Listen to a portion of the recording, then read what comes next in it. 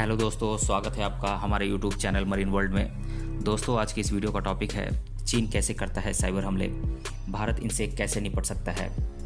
दोस्तों, वीडियो में आगे बढ़ने से पहले मैं आपसे रिक्वेस्ट करना चाहूँगा कि अगर आपने मेरा चैनल अभी तक सब्सक्राइब नहीं किया है तो इसे सब्सक्राइब जरूर कर लीजिएगा और अगर वीडियो अच्छा लगे तो इसे शेयर ज़रूर कीजिएगा।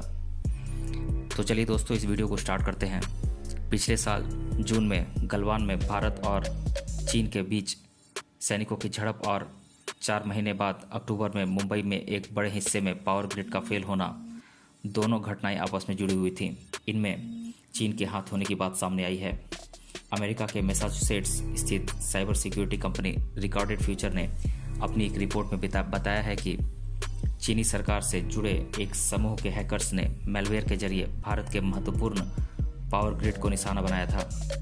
रिकॉर्डेड फ्यूचर एक साइबर सिक्योरिटी कंपनी है जो विभिन्न देशों के इंटरनेट का इस्तेमाल कर उनका अध्ययन करती है। न्यूयॉर्क टाइम्स में इस खबर को प्रकाशित किए जाने के बाद भारत और चीन दोनों ने इस पर अपनी प्रतिक्रियाएं दी हैं। भारत और महाराष्ट्र सरकार की क्या है प्रतिक्रिया, आइए जानते हैं। केंद्रीय ऊर्जा मंत्री आर.के. सिंह का कहना है कि सरकार के पास ऐसा कोई सबूत नहीं है जिससे ये बात साबित होता हो कि अक्टूबर 2020 को मुंबई में पावर ब्लैकआउट की घटना चीन या पाकिस्तान के किसी साइबर हमले के कारण हुई हो। समाचार एजेंसी एएनआई से आर.के. सिंह ने कहा कि साइबर हमले चीन या पाकिस्तान से किए गए, ये कहने के लिए हमारे पास कोई सबूत नहीं है। कुछ लोग ये कह रहे हैं कि इन हमलों के लिए जिम्मेदार समूह चीन है, लेकिन हमारे पास इसका कोई सबूत नहीं है। चीन भी निश्चित रूप से इसे नहीं मानेगा। दूसरी तरफ महाराष्ट्र सरकार ने भी इस पूरे मामले की जांच की है। महाराष्ट्र सरकार के गृह मंत्री अनिल देशमुख का कहना है कि साइबर पुलिस की जांच रिपोर्ट बुधवार को विधानसभा के पटल पर रखेंगे। रिपोर्ट में कहा गया है कि इस घटना के पीछे साइबर हमले की वजह हो सकती है। इसमें मालवेयर के जरिए पावर ग्रिड को निशाना बनाने की बात कही गई है। साथ ही विदेशी सर्वर के लॉगिन करने की बात की गई है। उन्होंने कहा, साइबर हमले केवल मुंबई तक सीमित नहीं है बल्कि इसका दायरा पूरा देश भर में फैल सकता है। इसमें हमें इस मुद्दे पर राजनीति नहीं करनी चाहिए। मैंने इस मुद्दे पर केंद्रीय मंत्री आर.के. सिंह से बात की है। उन्होंने इस बारे में जानकारी मांगी है और हमें अलर्ट रहने को कहा है। पिछले साल 12 अक्टूबर को मुंबई के एक बड़े हिस्से में ग्रिड फेल हो जाने के कारण बिजली चली गई थी। इससे मुंबई और आसपास के महानगर क्षेत्र में जनजीवन पर गंभीर असर पड़ा था। इसकी वजह से लोकल ट्रेनें, अस्पतालों में इलाज, सरकारी दफ्तरों में कामकाज बाधित हुआ था। चीन की प्रतिक्रिया क्या है, आइए जानते हैं। इस मामले में चीन ने भी अपना पक्ष रखा है। विदेश मंत्रालय के प्रवक्ता ने बयान जारी कर कहा है कि बिना किसी प्रमाण के किसी पर इस तरह का आरोप लगाना गैर जिम्मेदाराना है। चीन हमेशा से साइबर सुरक्षा का पक्षधर रहा है और इस तरह के किसी हमले की निंदा करता है। साइबर सुरक्षा के मुद्दे पर अटकलों की कोई भूमिका नहीं होती। अमेरिका ने भी लगाया चीन पर आरोप। ये पहला मौका नहीं है कि चीन पर साइबर हमला करने के आरोप लग रहे हों। अमेरिका ने भी इससे पहले चीन पर साइबर हमले के आरोप लगाए हैं। साल 2014 में अमेरिका ने चीन के सैन्य अधिकारियों पर 5 निजी कंपनियों और एक श्रम संगठन से आंतरिक दस्तावेजों और कारोबारी राज चुराने का आरोप लगाया था।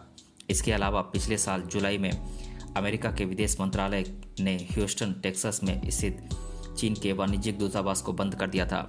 अमेरिका का यह आरोप था कि चीन अमेरिका से इंटेलेक्चुअल प्रॉपर्टी चोरी कर रहा है।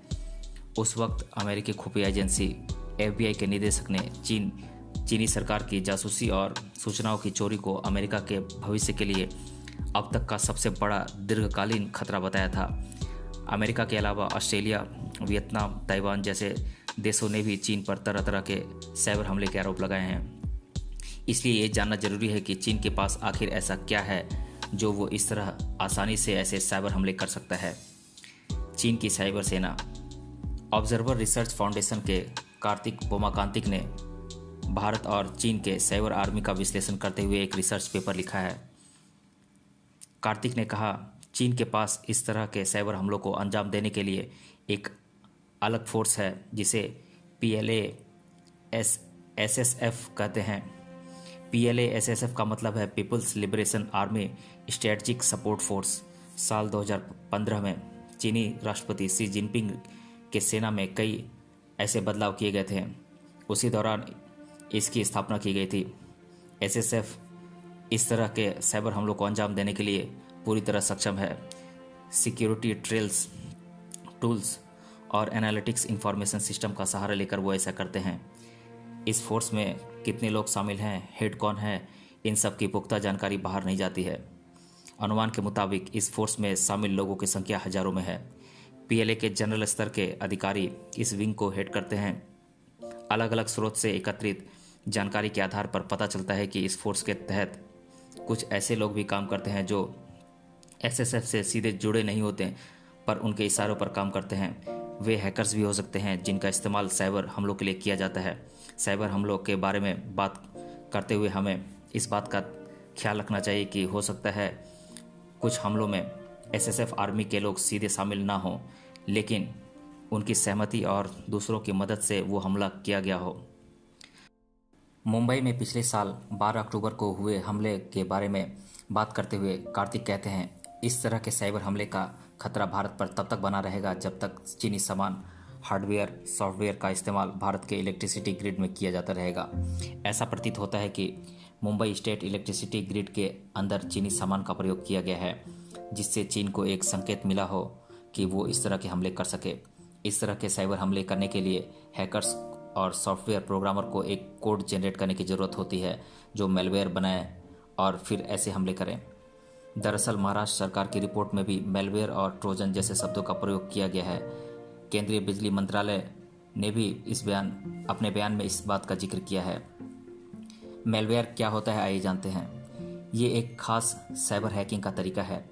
मेलवेयर एक सॉफ्टवेयर है जो किसी सिस्टम की जानकारी या आंकड़े की चोरी के लिए बनाया जाता है। यह प्रोग्राम संवेदनशील आंकड़े चुराने, उसे डिलीट कर देने, सिस्टम के काम करने का तरीका बदल देने और सिस्टम पर काम करने वाले व्यक्ति पर नज़र रखने जैसी एक्टिविटी करता है। ट्रोजन एक तरह का मेलवेयर होता है जो सिक्योरिटी सिस्टम पर से परे जाकर बैकडोर बनाता है, जिससे हैकर आपके सिस्टम पर नज़र रख सकता है। यह खुद को किसी सॉफ्टवेयर की तरह दिखाता है और किसी टेम्पर्ड सॉफ्टवेयर में मिल जाता है। न्यूयॉर्क टाइम्स की रिपोर्ट में भारत की साइबर पीस फाउंडेशन का जिक्र है, जिन्होंने गलवान में भारत चीन के बीच खूनी संघर्ष के बाद साइबर हमलों में तेजी आने की बात की है। साइबर पीस फाउंडेशन के फाउंडर प्रेसिडेंट विनीत कुमार ने इस बारे में बात की है। उन्होंने बताया कि 20 नवंबर 2020 से 17 फरवरी 2021 के बीच उनकी रिसर्च में पाया गया कि चीन के आईपी एड्रेस से क्रिटिकल केयर इंफ्रास्ट्रक्चर पर साइबर हमले तेज हुए हैं। नवंबर से फरवरी के दौरान उन्होंने 2,90,000 ऐसे हिट्स देखे, जिससे पता चलता है कि किस आईपी एड्रेस से साइबर हमले करने की कोशिश हो रही है, जिसमें चीन के आईपी एड्रेस काफ़ी ज़्यादा थे। विनीत कुमार ने बताया कि इस रिसर्च के दौरान कंप्यूटर पर सेंसर लगाए जाते हैं और फिर ऐसे सर्वर, नेटवर्क और वेबसाइट बनाए जाते हैं जिससे प्रतीत हो कि वो अस्पताल या पावर ग्रिड या रिफाइनरी या रेलवे का सर्वर या वेबसाइट है। जब इन पर साइबर हमले होते हैं तो सेंसर के जरिए पता चल जाता है कि किस देश के ये साइबर हमलावर हैं और किस तरह के चीज़ों को अपना निशाना बना रहे हैं। साइबर हमलों को रोकने में भारत कितना सक्षम है आइए जानते हैं। इस तरह के हमलों से बचने के लिए भारत के पास 2 संस्थाएं हैं। एक है CERT, जिसे भारतीय कंप्यूटर इमरजेंसी रिस्पांस टीम के नाम से जाना जाता है। ये साल 2004 में बनाई गई थी। जो साइबर हमले क्रिटिकल इन्फॉर्मेशन के तहत नहीं आती, उन पर तुरंत कार्रवाई का काम इस संस्था का है। दूसरी संस्था है national critical information infrastructure protection centre, जो 2014 में भारत में काम कर रही है। 2014 से भारत में काम कर रही है। ये संस्था क्रिटिकल इंफ्रास्ट्रक्चर पर होने वाले हमलों की जांच और रिस्पांस का काम करती है। ऑब्जर्वर रिसर्च फाउंडेशन की तृष्णा रे कहती हैं, भारत में साइबर सुरक्षा कानून बोलकर कुछ अलग से नहीं है। फिलहाल IT एक्ट के तहत ही ऐसे मामलों पर कार्रवाई होती है। इसके अलावा पर्सनल डेटा प्रोटेक्शन बिल के अंदर भी कुछ प्रावधान है जो साइबर सुरक्षा से जुड़े हैं, लेकिन वो भी कानून बनाना बाकी है। इसके अलावा नेशनल सिक्योरिटी काउंसिल की जिम्मेदारी है कि साइबर सिक्योरिटी स्ट्रेटजी देश के लिए बनाए। साल 2020 तक ये बनकर तैयार होना था, लेकिन अभी तक काम पूरा नहीं हुआ। तो दोस्तों आज के वीडियो में बस इतना ही। आज के वीडियो में हमने जाना कि चीन कैसे भारत पर साइबर हमले करता है और भारत इनसे कैसे निपट सकता है। तो दोस्तों मिलते हैं अगले वीडियो में कुछ नए टॉपिक के साथ। धन्यवाद।